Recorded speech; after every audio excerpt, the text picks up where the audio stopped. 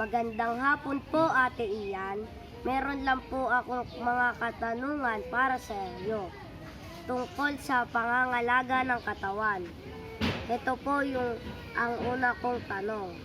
Ano po ang iyong mga ginagawa upang mapangalagaan ang iyong pangangatawan?